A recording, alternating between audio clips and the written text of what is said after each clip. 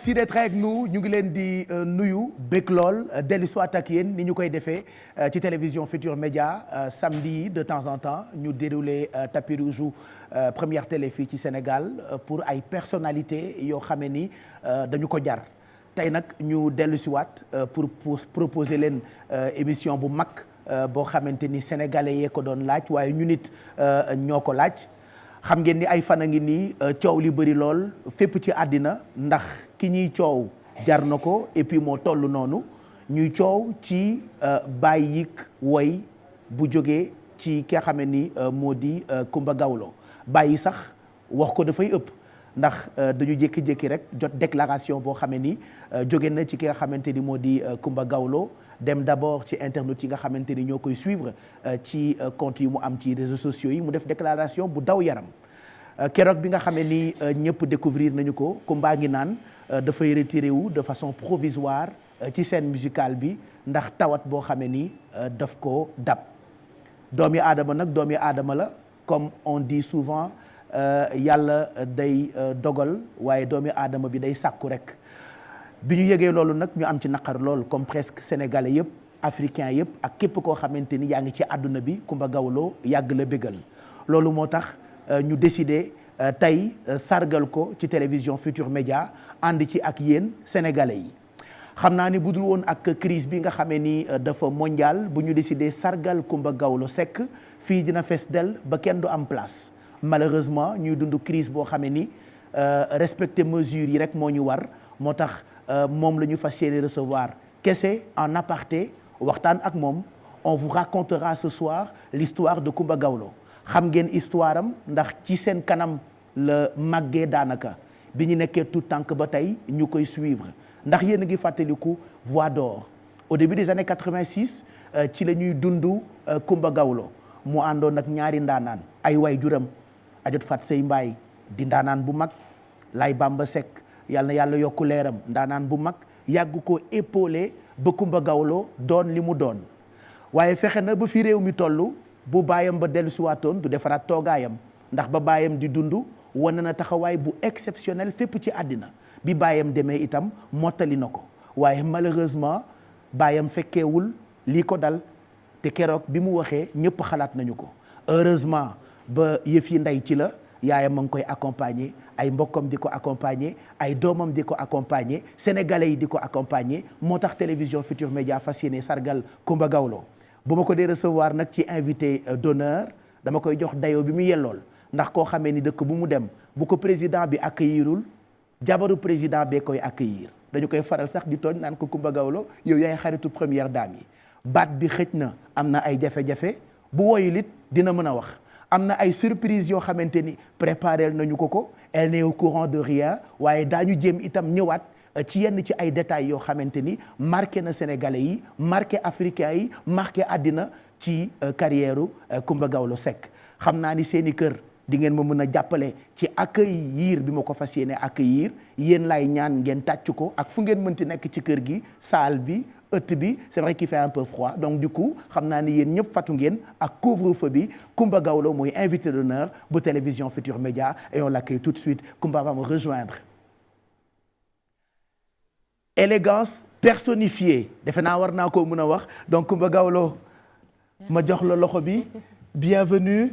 Merci, toujours élégante. Merci. Et trop belle. Merci. J'espère que équipe technique yi réglé nañu micro bu baax parce que ba bi ñuy préparer émission bi dafa doon jafe sax boo dee wax ak moom nga dégg baatam mais bon dinañu jéem ndax nag bërki démb rek bi muy génnee clip boobu la nga xam ne ni woy bi mu ngi bokk ci dernier album bi li muy fecc yëpp Coumba ngi feebar je suis trop ravi recevoir la tey ci invité d'honneur bu télévision Futur Média sénégalais yi ñoo la bëgg a sargal africains yi ñoo la bëgg a sargal télévision Futur Média moo la bëgg a sargal ma bàyyi la nga toog Coumba Gawlo bon ci sama wet plutôt ça va ça va comment tu te sens mais je me sens bien yaa ngi tane bu baax ça va très bien ça fait tellement mal man bi may wax ak li may wax ak yooyu yëpp maa ngi am chair de poule te xam naa ni sénégalais yëpp seen yaram mu ngi daw parce que sénégalais yi dañu la j'ai même envie de pleurer mais dañu la bëgg ba nga xamante ni te nit ki boo ko bëggee doo bëgg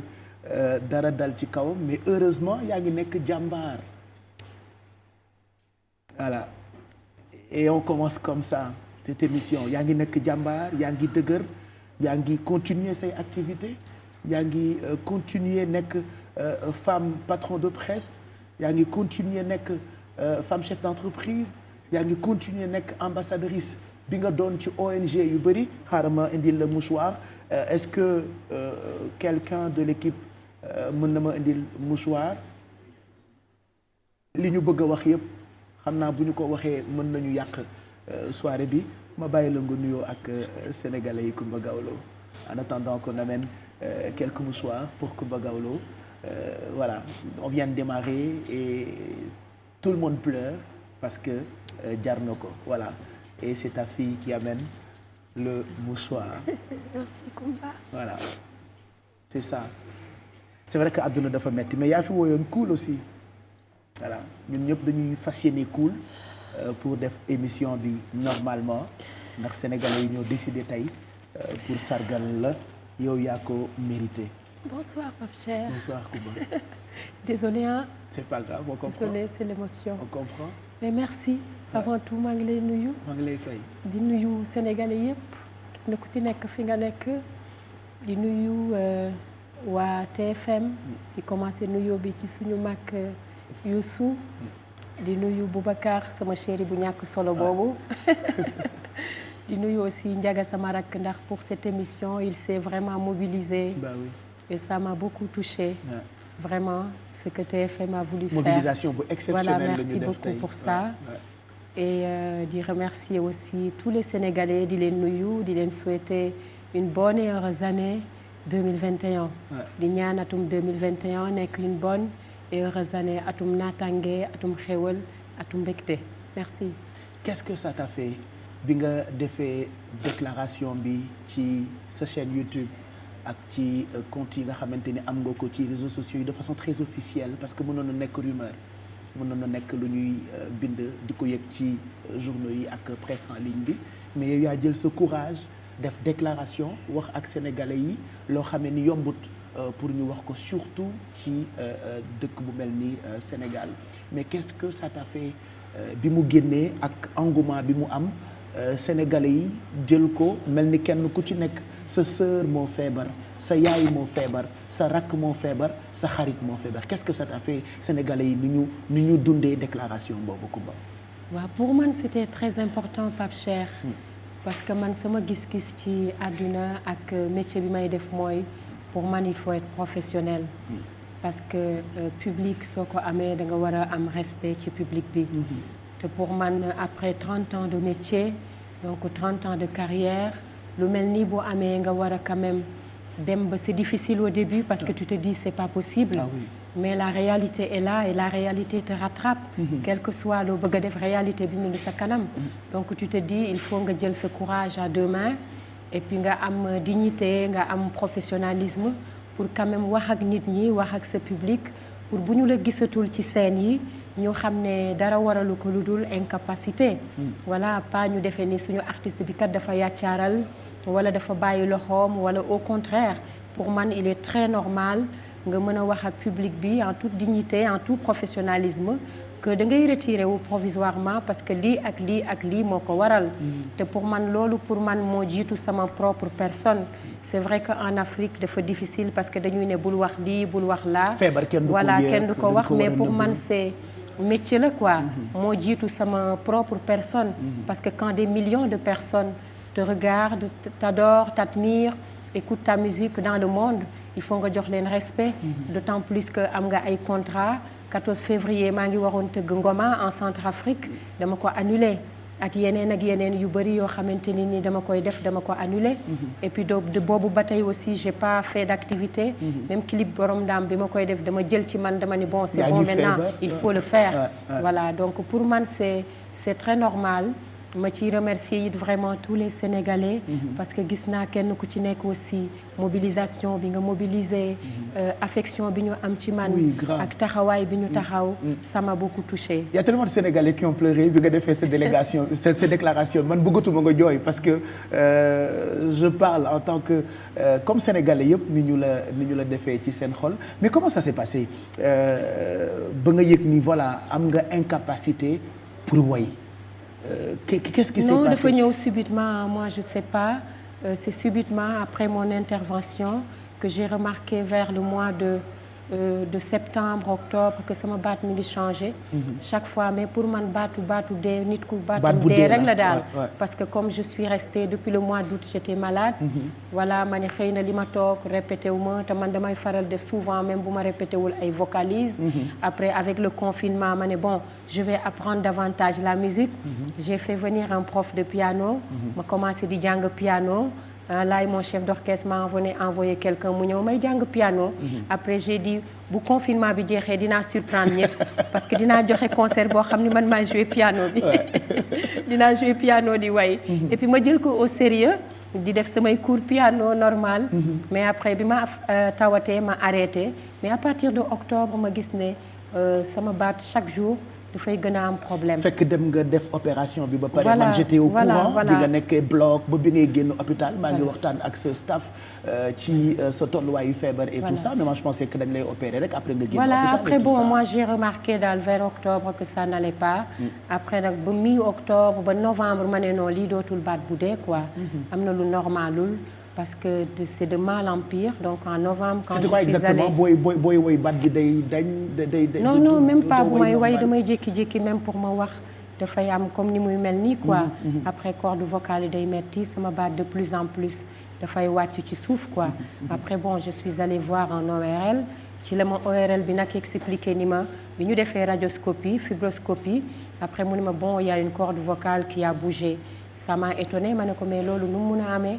ma bon xëy na fatigue tout ça et c'est après maintenant quand j'ai appelé mon médecin qui est en France qui l'a diagnostiqué il m'a dit écoute c'est quand tu as été intubé pendant 5 heures de temps d'intubation c'est long quand même. Voilà que ça a créé ces problèmes là. Voilà et c'est en ce moment que j'ai compris vraiment fi mu jugee. erreur médicale wala lu normal.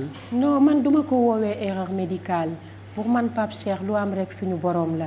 parce que erreur médicale defe naa su doon am dafay am xëy na ci sama opération. parce que occlusion intestinale dafa nekk lu metti te chirurgien bi nga xamante ni nii moom moo ma gannaaw yàlla moo ma sauvé la vie. kooku vraiment je lui dois beaucoup. man fu ma toll dama koy remercier. parce que avec son équipe. ils ont été tout le temps à mon chevet et puis 5 heures de temps xam nga ngay ñëw boutique benn par benn ça veut dire que c'est vraiment des gens bien. pour man c'est Dieu qui est venu yàlla moo ñëw rek. yëfu yàlla la je préfère tuddee ko noonu que di ko tuddee neneen après day metti sama bopp daal te déjà. et puis j'en ai beaucoup quoi c'est vrai que léeg-léeg naa tëdd ba guddi ma ni mais c'est quoi ça qu'est-ce qui m'arrive. mais lépp après dama koy delloo ci yàlla parce que pour man lu am rek yàlla la yàlla bindoon na ni telle période de ma vie à tel âge de ma vie. lii dina am et puis c'est comme ça que je le vois. et puis mu tombé ak période boo xamante ni maa ngi koy wax bi may nuyoo léegi ni période de crise sanitaire la yu bëri ci sa ay tournée da nga ko annulé parce que bi Covid bi di ñëw dafa tombé woon ak terroir daanaka di def feu et flamme il y avait beaucoup de tournées internationales yoo prévoir woon ay tournées nationales il y avait des visites yoo xamante ni waroon nga ko def ci ay dëkk yu bëri par rapport ak combat yi nga yàgg di mener pour xale yi pour jigéen ñi et tout ça non seulement yooyu yëpp da nga ko ba créer Plan B Gawlo chez vous où tous les soirs on avait la possibilité de le suivre sur YouTube Instagram et tout ça donc muy doublement loo xamee ni dal na la ci période bu xaw a doy waar donc finalement 2020 2021 bi ñuy dugg si. année bu metti la xaw a doy waar la. waaw at bu doy waar la ci àddina yëpp ci artistes yëpp ci doomu aadama yëpp. maintenant c'est vrai que man at bu particulier la bu doy waar la ci man. ndax effectivement en 2020 amoon naa ay tournées yu bëri j'avais 8 dates. de 8 pays de tournée 8 dates de tournée à faire dans 8 pays d'Afrique waroon nañu def Chant des Linguères du 7 au 11 avril au Sénégal après ñu def 29 30 31 mai Guinée Conakry après waroon nañ dem Guinée équatoriale après ñu dem Congo Kinshasa après Côte d'Ivoire après Bamako yooyu yëpp vraiment yàqu mais je considère que loolu moo dal àddina yëpp maintenant lii ñëw tege ci aussi je rends beaucoup grâce à Dieu. Voilà tey j'ai envie de jël sama machine à remonter le temps on va raconter votre histoire aux téléspectateurs même si min ngeen histoire Coumba Gawlo on va pas rester triste durant émission bi yëpp dañuy waxtaan ñëwaat ci ay date. C'est vrai que 2020 2021 daanaka at yu doy waar la pour Coumba Gawlo mais bu ñu delluwaatee ginnaaw ak machine à remonter le temps bi ngay tàmbali sa carrière wax naa ko sànq ci sa kanamu ay waajur nga nekkoon seen fierté diggante école yi nga jàngee yëpp nettali nga ñu ko souvent à travers ces chansons mais quelques dates clés laa bëgg a tànn Voix d'Or 1986 nga gagné ko fekk yaa ngi am 14 ans festival des jeunes créateurs di époque yoo xamante ni boo ko di dundaat je reste convaincu que di nga am comme ni des larmes aux yeux. waaw c'est vrai que su ma defee rétrospective bi je me dis quand même en 30 ans def naa liggéey bu bëri boo xam ne pour man c'est énorme ndax mën naa ne bi ma amee 7 ans laa commencé donc 14 ans Voix d'Or 86 je suis désolée je suis très émue. J'aimerais qu'on revienne sur ces images Coumba Gawlo fukki at ak ñeent la am remporté trophée bu toll noonu bu ñu ko doon xayma peut-être ci période yi dina bokk ci concours de chant yi gën a mag waxuma sax Sénégal mais ci Afrique ak àddina ak li ko wër et elle n'avait que 14 ans. Covid moo tax mais sinon j'allais faire comme ça parce que man à chaque fois que je suis triste ba ma ñëw seet si la da ngay passer tout ce temps di ma réconforter et tout ça ñun dañu bëgg waxtaan ak yow tey. dañu bëgg malgré baat bi du jóg noonu ak li la dal mais waxtaan bi ak ni nga dëgëree ni je pense que da ngay inspirer sénégalais yu bëri parce que on n'a pas cette force de parler de nos maladies de yi ñu dal de suñu ay obstacles dañuy nëbb ba finalement mu gaañ ñu mais bon heureusement ba exemple nga toujours ci fànn yëpp on a regardé ces images qui nous rappellent beaucoup de souvenirs 14 ans 1986 Voix d'Or ci sa kanamu pap waaw Voix d'Or 86 effectivement c'était en 1986 j'avais 14 ans donc État du Sénégal à l'époque à travers le ministère de la Culture dafa ko organiser woon concours de chant dans le cadre de la lutte contre l'apartheid pour soutenir Nelson Mandela voilà pour dire non à l'apartheid ñu dajale woon région du Sénégal yi xale yi fi mën a way yëpp man ma représenté Dakar ñu ne léegi dañu def concours de chant pour sensibiliser loolu moo wane ni la musique est une force la musique est un vrai vecteur de communication depuis toujours léegi bi ñëpp dajee nag région yi yàlla def man ma jël mu am quart de finale demi-finale finale à chaque fois j'étais la première voilà donc à l'époque Djibo Leyti Ka paix à son âme mu nekkoon ministère de la communication et de la culture donc ma gagné benn poste téléviseur moo ñu ko nekk téléviseur bi ñoo amoon suñu kër à l'époque donc mu am benn ku dëkk Tambacounda jëli Fili Sissoko moom moo jëloon deuxième sama frère Mouhamadou Dior Seck jël troisième way Maral on devait chanter sur l'apartheid et sur la sécheresse ndax à l'époque Maral dafa amoon quoi jur yi di dee tool yi di am boobu atu Maral la woon effectivement voilà donc nga gagné concours de chant bi alors que yaa ngi am 14 ans après 86 1990 nga def sa premier album Seytaane ba léegi classique la bu ñu ko dee seetaanaat dafa am loo xamante ni sénégalais yi dañu koy yëg et un premier album daanaka mooy nekk carte d'identité bu artiste ce fut magnifique pour toi parce que c'est absolument yaa ngi doog am expérience su génne album am ñoo fi fekk te nekk xale. Tout à fait surtout que à l'époque j'étais la première et seule jeune fille à entrer dans la musique moderne parce qu'avant musique moderne amul woon ay jigéen góor yi rek ñoo fi nekkoon ay ñoom Ismaël Baba Youssou Thione tout ça donc ay mères ñoo nekkoon di def musique traditionnelle comme sama yaay Kiné Lam avec l'ensemble lyrique traditionnel ak ñooñu donc man ma ñëw j'étais en quelque sorte la Vanessa Paradis pour les jeunes quoi ak samay jeans déchirés et tout ça ak mèches yi voilà à l'époque voilà et puis album bi aussi ñëw am succès bu am solo aussi. Voilà, on va regarder un extrait parce que bu ñu dee raconter histoire Coumba Gawlo il y a des vidéos yoo xamante ni mënul ñàkk rappelez-vous Seytaane son premier album clip bi ça a cartonné une chanson qui est devenue classique et qui n'a pas de ride loolu moom defe naa mën na ko valider yéen tamit da ngeen koy valider retour en arrière ak titre bi nga xam ne ni moo nekkoon titre éponyme bu album premier album Coumba Gawlo Seytaane ak titre bi moi je sais que à l'époque bu doon organiser nañu musique bi ci façon bi ñu ko war a organiser tellement album bi dafa jar daan génn sous forme de cassette daan nañ ko jaay Sandaga ci période yooyu noonu nga naroon njëkk a am disque d'or. C'était écoulé à plus de 20 000 ah exemplaires oui, grave, à l'époque. grave. 20 000 exemplaires d'ailleurs ci la après loolu sax ñu organiser la soirée des bidéos au théâtre Sorano. Voilà, la soirée des bidéos a été organisée au théâtre Sorano avec plein d'autres concours. album boobu dund 4 ans après 1994 exactement nga génne Yo Malé. Ah bidéo c'était avec Yo Malé. Voilà oui, Yo Malé voilà parce que ouais. après Seytaane 1990. Ouais. 1994 ci la Yo Malé génn après ci la ñu organisé voilà vidéo et tout ça mais 94 aussi bi Yo Malé génne là c'était loolu moo nekkoon album confirmation Coumba Gawlo.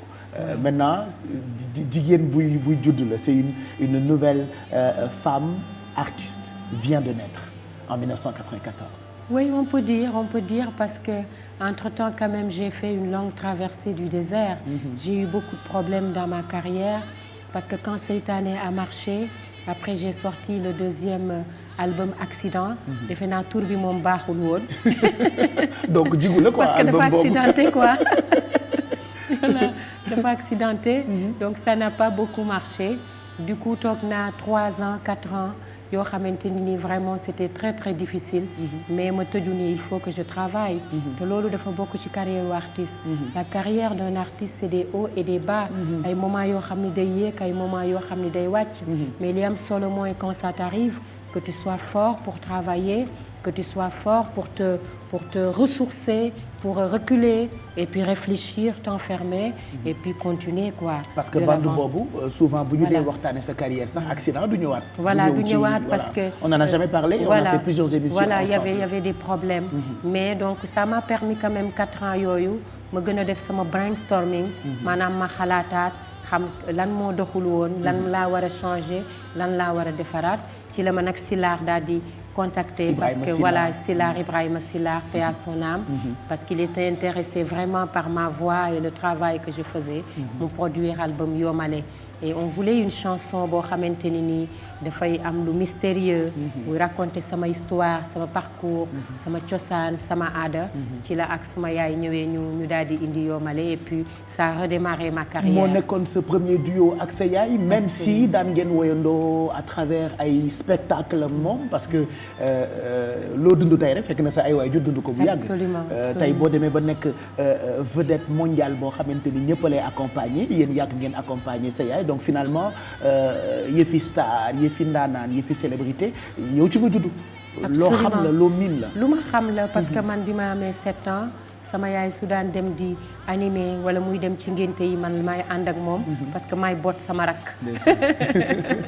maay boot sama rakk et puis man maay tëgg quoi.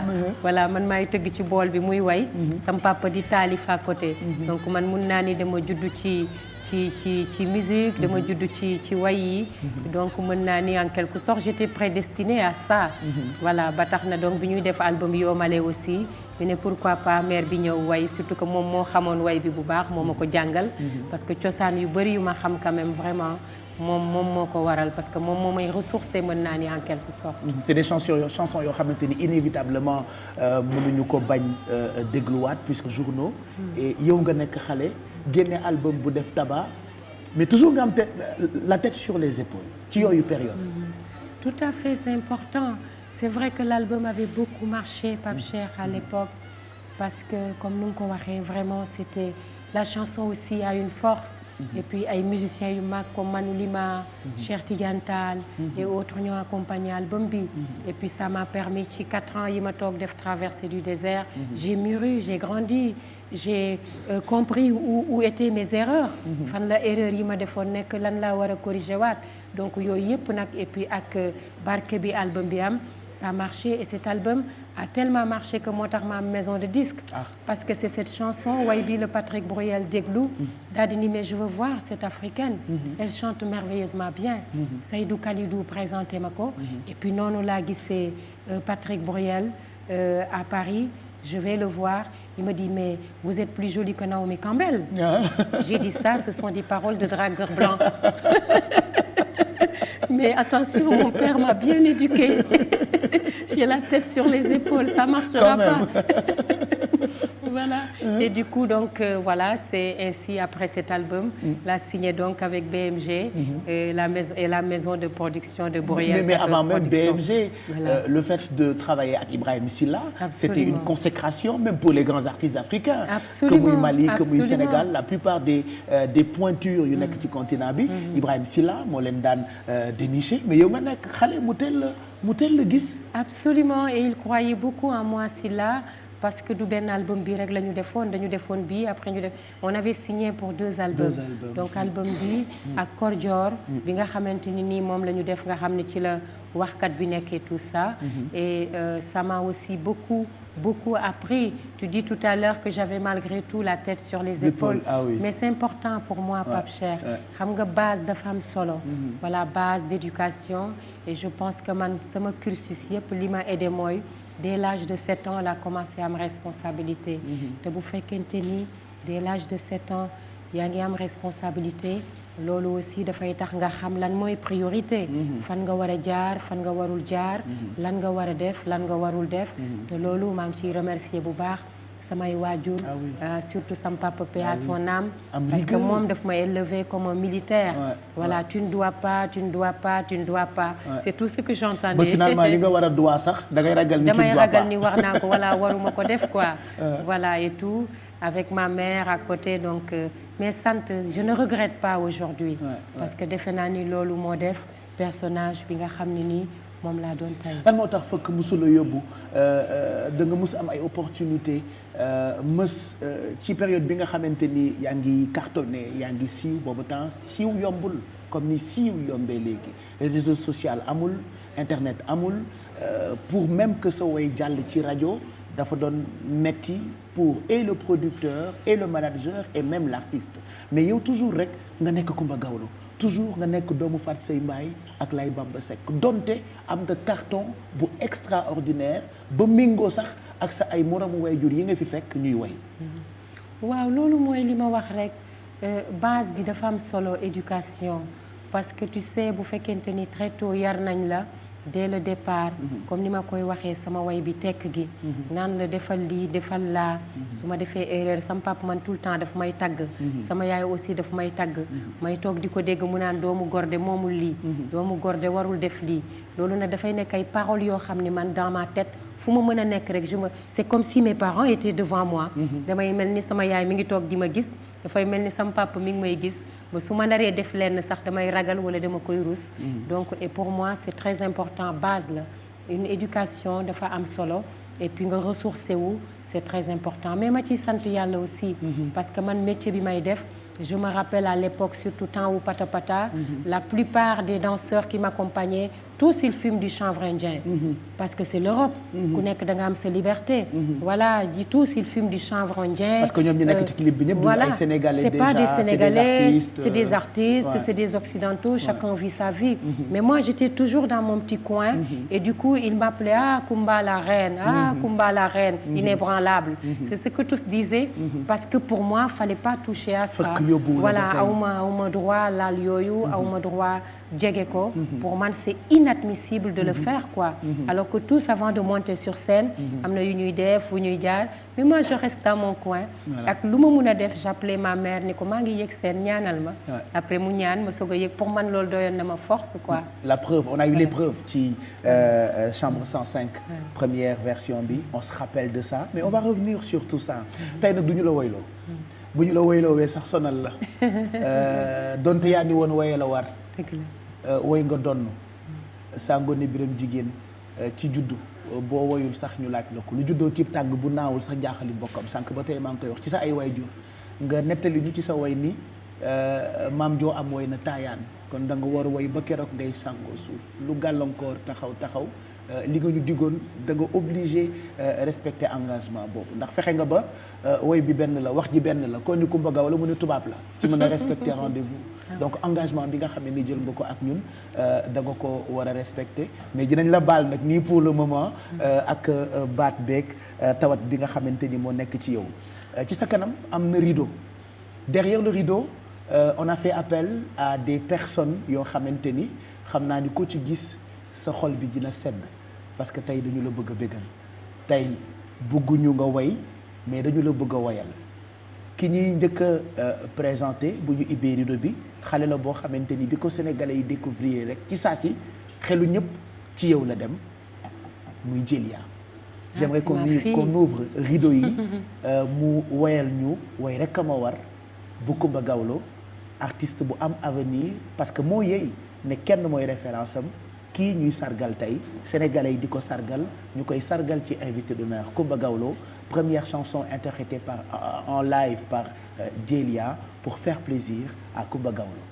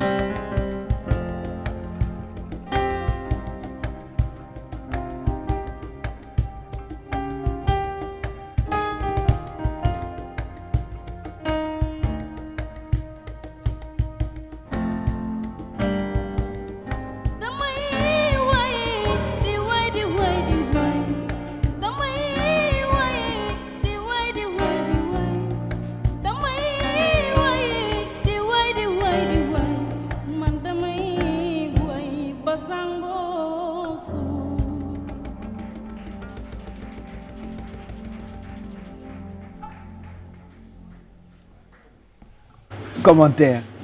J'en ai les larmes aux yeux. Ouais. Vraiment. Merci ma fille.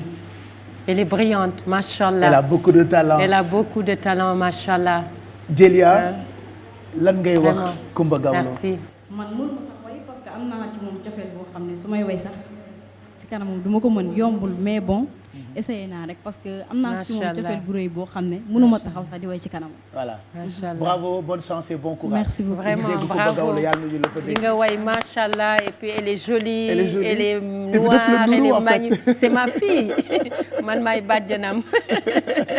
Maay bàjjanam, maay marrainam. Et Ouais. puis tu as vu déjà à son âge. Elle connaît la scène à son âge. ouais. Parce que tu vois, boo dee xool son look de la tête aux pieds, tout est magnifique. Ouais. Hein, elle est très africaine dans les tenues, dans le foulard, dans sa posture.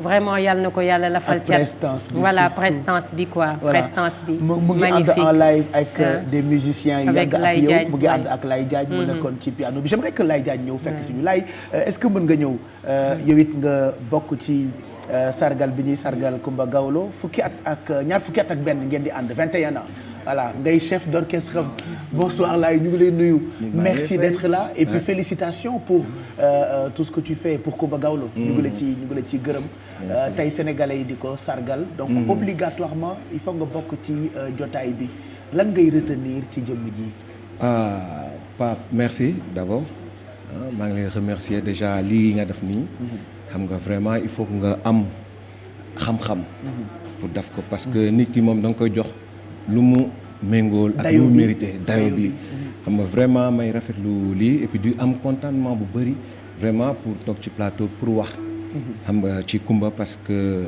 fu ñu jaar dafa bëri xam nga parce que dama ko fekk ci fulla fekk ko ci fayda franchement ma yàgg ak moom parce que 21 ans c'est pas 2 ans c'est pas 3 ans je pense que tey xamante nañu xamal naa ko lu bari ci wàllu musique donc moo tax vraiment ñu mën a durer nii yàgg parce que dafa am jom lan moo la marqué lan yi la marqué ci moom parce que tey dama bëgg quand même ñu nettali histoire Coumba Gawlo tungu ne nag du teew ñu nataal mu ngi fi mu dégg ko ci kanamam sénégalais comprendre yenn mbóot yi nga xamante ni enfin yenn ci ay mbir yu ñu war a xam ci Coumba Gawlo bon benn bu may njëkk wax mooy suñu départ xam nga bañ may woo pour ma ñëw rejoindre groupe bi en 2000 ñu may woo may rejoindre groupe bi ñu am tournée africaine parce que dama ñëw 2 jours ñu dem tournée donc ba ñu demee tournée ñu ngi ñu fekk Congo Brazzaville mu nekk Fesman bu Congo donc ñu ànd ñoo bokk vol ñoo bokk yëpp ba ñu ne egg nañ ci dëkk bi ñu war a jël hôtel gars yi organisateurs yi jël ko bëgg ko patampa demee comme ils font tout souvent dugal ko xëcc ko yóbbu ko ci benn hôtel mu ne non dama bëgg a xam sama gars yi fan nga leen di yóbbu ba pare mu dugg ci oto bi toog gars yi yóbbu ñu ci benn quartier poto ñu bëri xam nañ ko bu nekk foofu mu dugg mu xool hôtel bi mu ne non doyu ko jamais waaw fi may tëdd foofu la sama gars yi di tëdd voilà loolu mu nekk loo xamante ni mooy premier acte bu mu def ma gis ko ma ne kii jar na àndal parce que respecté na ci premier jour yoo intégré déjà orchestre 2 jours ma ñëw répété ak ñoom ànd ak ñoom tournée ma gis loolu ma ne mais vraiment kii ku jar a àndal la waaw parce que fonk na nit waaw fonk nit rek moo tax nga ànd ak moom di xool ci fu muy tëdd lu muy lekk lu muy naan voilà ci la gars yi c'était compliqué pour ñoom parce que y avait des présidents mais ils ont tout fait xam nga ku mën ne leen non tant que loolu réglé wuñ ko man je suis touriste dans ce pays voilà gars yi réglé situation bi dam jël méridien bi andi ibi wàññi ay nit dugal musiciens yëpp wutal ñu ay bus ay oto vraiment ma gis ma xam ni kii ku jar a àndal la. jamono dox ba nga tuddee ko doom. waaw parce que dañu yàgg 20 ans lu ne xaj na ci. waaw vraiment boo nekkee nit 20 ans.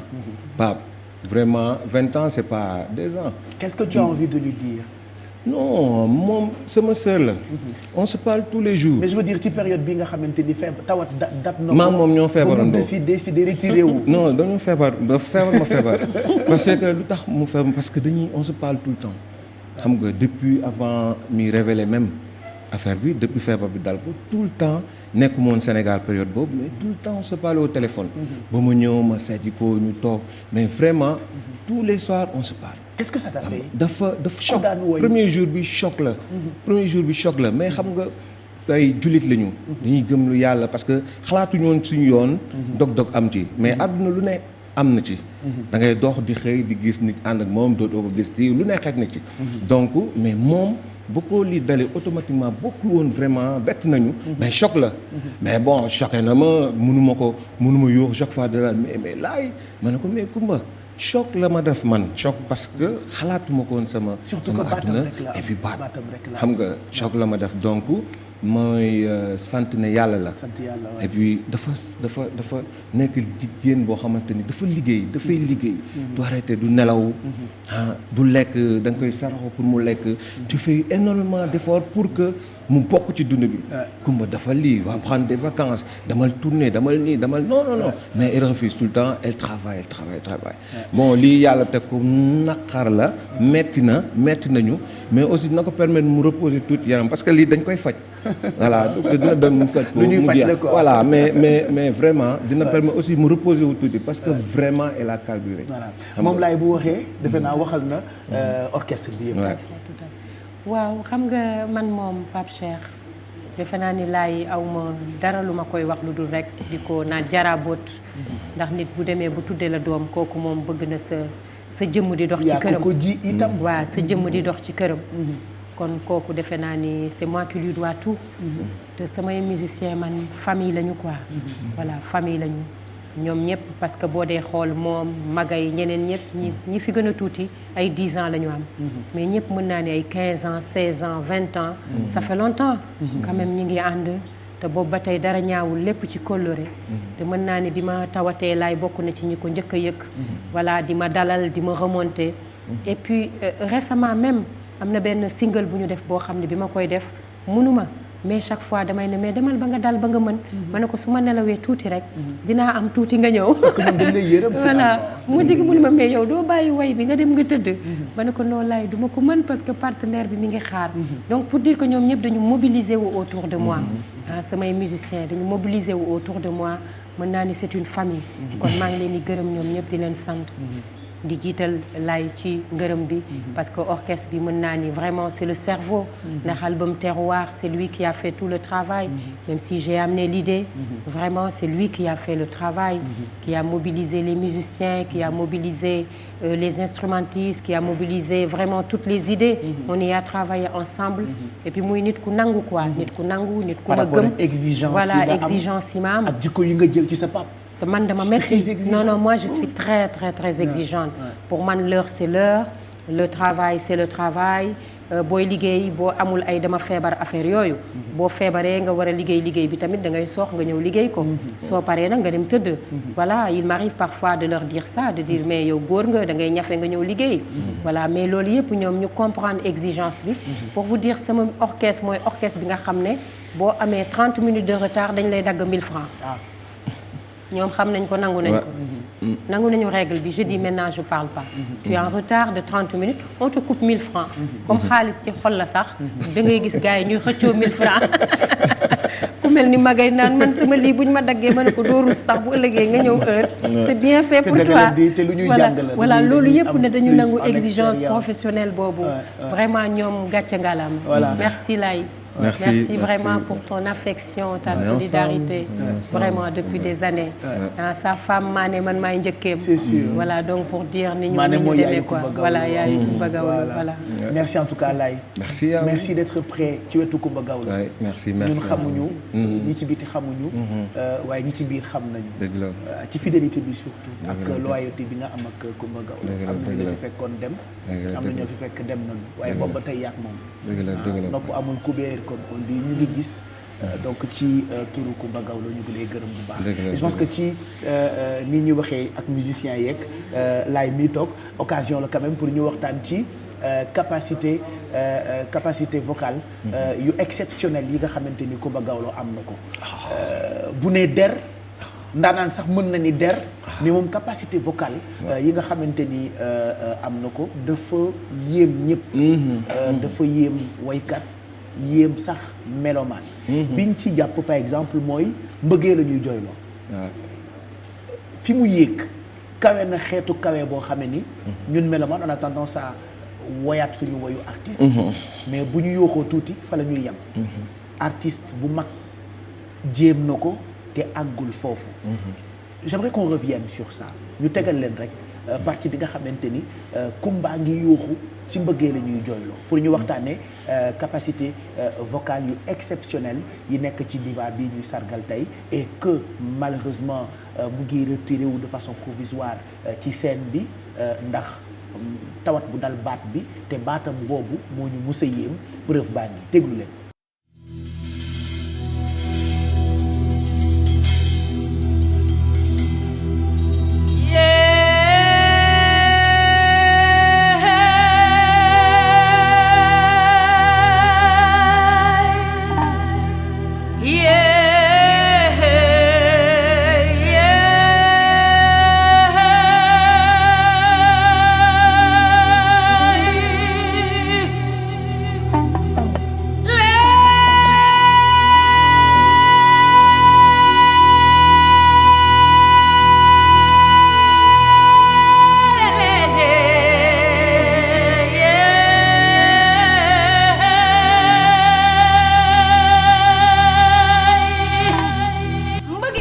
laa bëggoon ngeen déglu balaa ñuy ñëw ci woy bi parce que mënul ñàkk seen chanson d'amour et c'est la période des amours.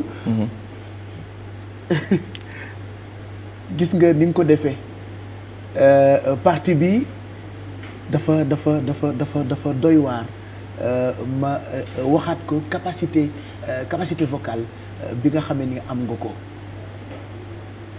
Ça a été facile surtout par rapport ak woy bi Coumba. C'était pas difficile pour moi parce que mën naa ni c'est inné. te des fois damay toog di réfléchir man sama capacité vocale ma ne xëy na pes yu ma sama papa doon pes pour ma way la quoi. voilà damay na xëy na foofu la jógee. parce que moi je me rappelle sama papa su ma daan way au théâtre Sorano. Madou Diabaté kii Abdoulaye Diabaté le frère à Madou qui était pianiste moo ma doon accompagner ak orchestre national su ko defee su ma wayee sama papa dafay trouver que li may way kawewul quoi bu ko defee day ñëw rek dóor ma moom encadrement am dafa metti quoi militaire la day ñëw dóor ma j'avais 14 ans wayal boo wayul dama lay rey bu ko defee Abdoulaye Diabaté ñëw mais grand du nii yow tamit mu ne non kii ma koy rey ngay wax lan après mu ne ma su ma demee gis nga fond wu saalu Sorano bi fii ni mu toll noonu maa ngi dem taxaw foofu su ma la déggul nga way te doo jël micro nag su ma déggul sa baat su ma ñëwee rek di nga dee du coup j'étais obligée ma way sans micro pour sam papa taxaw ci fond bi pour dégg sam baat bu ko defee su déggee sam baat nag ndeysaan dafay ñëw fekk ma fi ma taxaw daal di may kott nag daal di jooy ni ma waa kay sekk kontaan na yow nii nga war a def yow gaw la nga yaay sama xarit bul jooy dégg nga voilà donc tu vois des fois avec le temps je me dis peut-être foofu la jógee et tout ça bon man sama jëmi boobu xëy na foofu laa koy analyser maintenant les experts ou les techniciens peut-être que ñoom beneen analyse lañ ci am c'est vrai qu'avec le temps j'ai beaucoup travaillé ndax bi ma gënee nekk xale man dama doon liggéey lu bëri ci ay son Whitney Houston. Whitney m'a beaucoup inspiré. dama daan teg ay son bu ko defee sama yaay naan ma arrêté way nag ñëwal lekk ma ne ko xaama yeggale son bi rek mu ne ma arrêté nga ñëw añ.